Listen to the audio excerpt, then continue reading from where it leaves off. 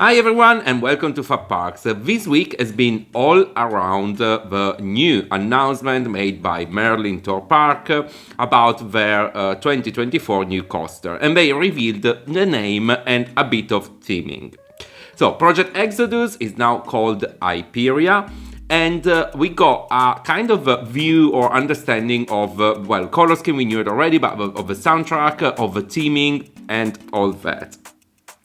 And of course, lots of people made video comments, and so why shouldn't I? So here it is. This video is gonna be made of two parts, in which in the first part there is gonna be a really creative and based on nothing interpretation or speculation around what the theme is in reality, and I think no one really understood what it's all about. While at the end of the video, I'm gonna do just my honest and personal review opinion of this coaster.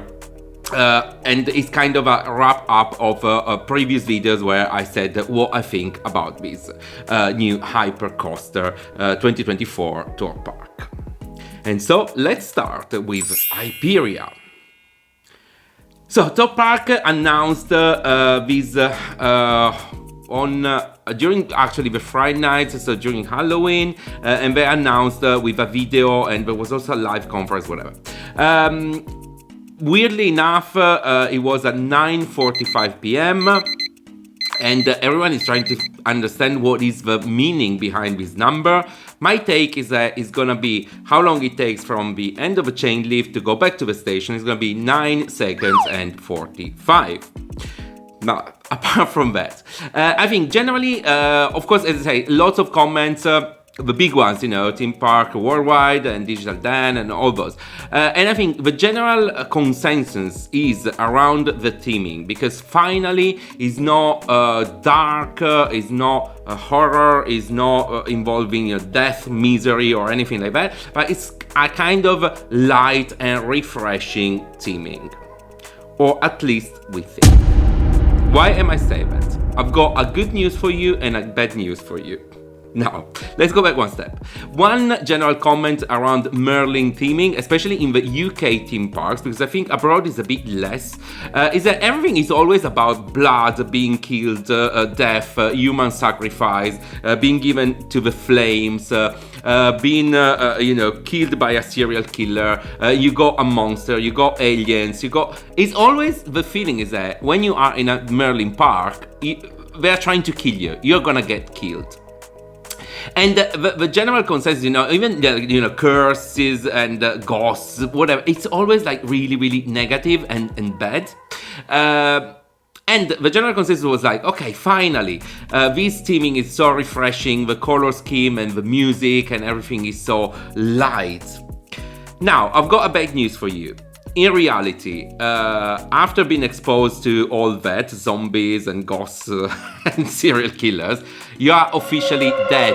That's the thing. But the good news is that you're going to heaven.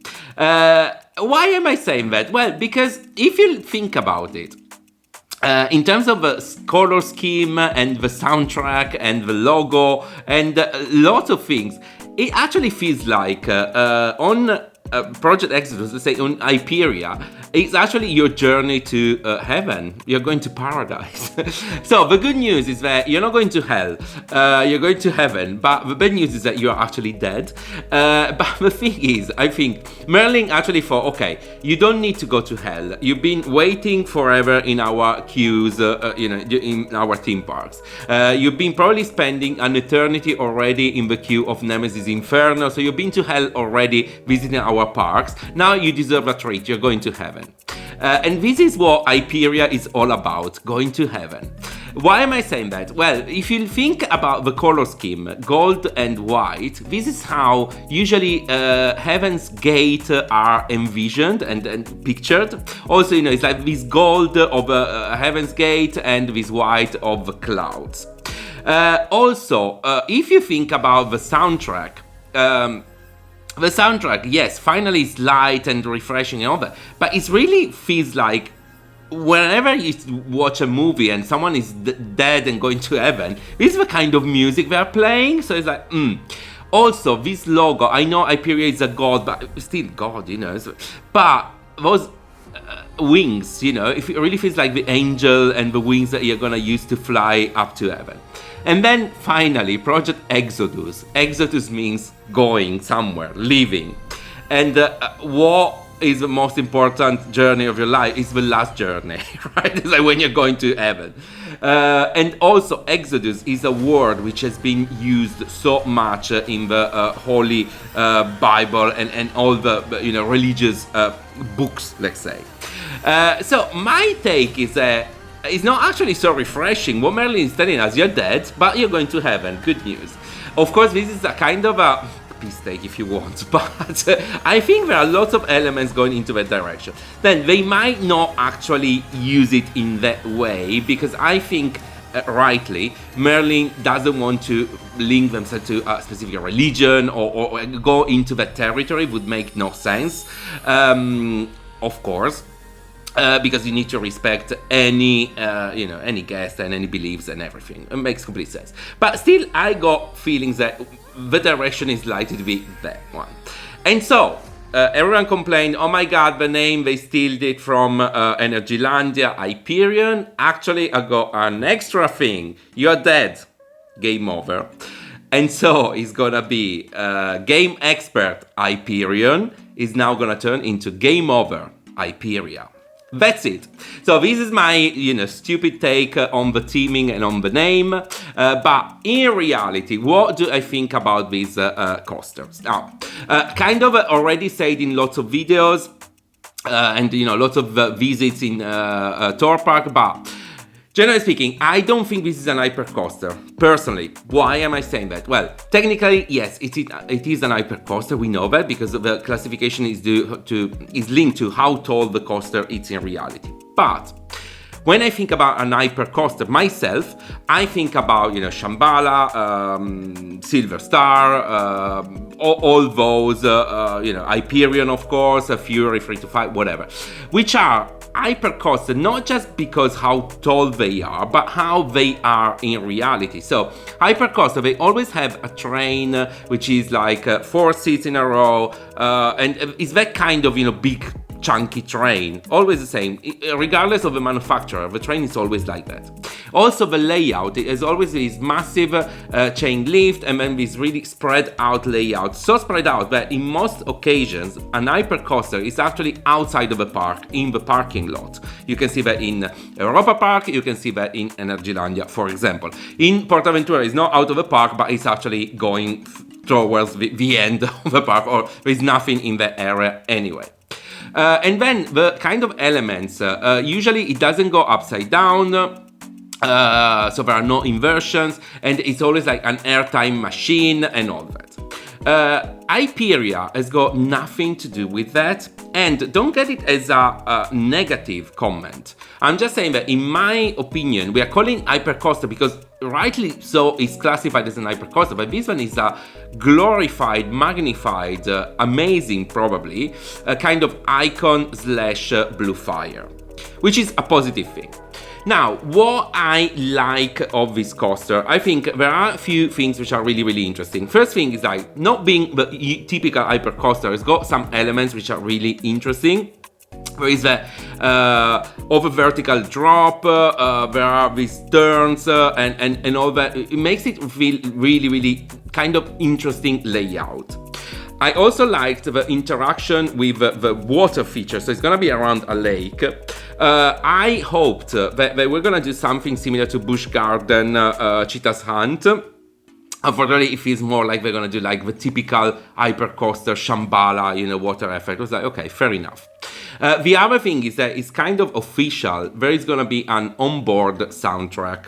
And this is really, really good. First thing, because the soundtrack it's a nice one. It's already there in the clip that Thorpe Park released. But also, I love onboard soundtrack, and I think nowadays, like, 2023, 2024, whatever is launched on the market as a new coaster should have an onboard soundtrack. We deserve that, and it makes the riding experience such a complete different thing. I think Ride to Happiness was a game changer in that space, but now once you try also like, Velocicoaster and Batman Gotham City Escape and all with the onboard soundtrack, you actually feel like, oh my god, I'm missing out when there is not one. So this one is really, really positive.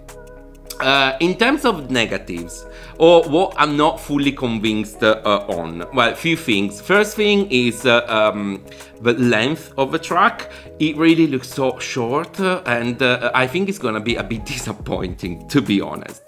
That kind of feel like, long queue, massive chain lift, and then you're back in the station. Basically, it's like stealth.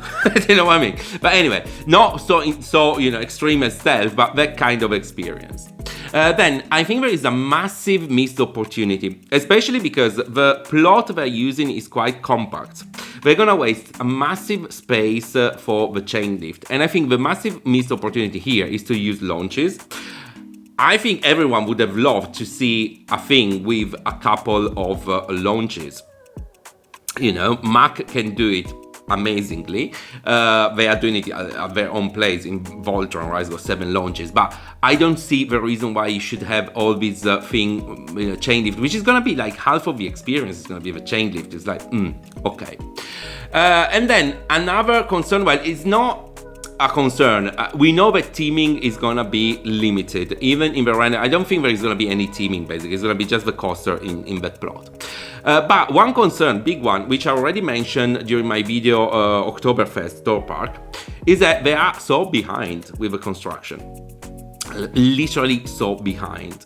And if you compare it to other coasters which are due to open in 2024, being 2 main comparisons are like Nemesis in Alton Towers and Voltron in Europa Park, the coaster is finished. While this one, they are still working on the foundations and on landscaping, the plot, creating the lake, whatever. And yes, there are now all the supports and the track on site, but they're not even going vertical. So I know that once the coaster is done, it's ready to open because there is no teaming involved at all. But I have the fear, which I already said during the Oktoberfest video, at some point they might even say apologies, it's going to be 2025, or it's not going to be ready anyway for the opening of the season 24. Well, we will see. Say that, I think this is an amazing addition to Thorpe Park, also because it's going to be a really intense ride, which is perfectly aligned to, thrill seeker target of Thorpe Park. I'm not really bothered about the lack of teaming, because Thorpe Park is not heavily teamed either, and I don't think, this kind of coaster, nobody really cares about the teaming of this one, as far as they deliver something really decent. Hopefully, the capacity is gonna be enough not to create never-ending queues and not to force Thorpe Park to use any virtual queuing system like Chessington for the Jumanji Mandrill Mayhem coaster, which I think is just a pain. And as said, I think there are some really interesting elements in the layout, on board the soundtrack and the water features. So fingers crossed that we're gonna have an amazing new addition in Thorpe Park 2024. And if you like the video, please subscribe to the channel.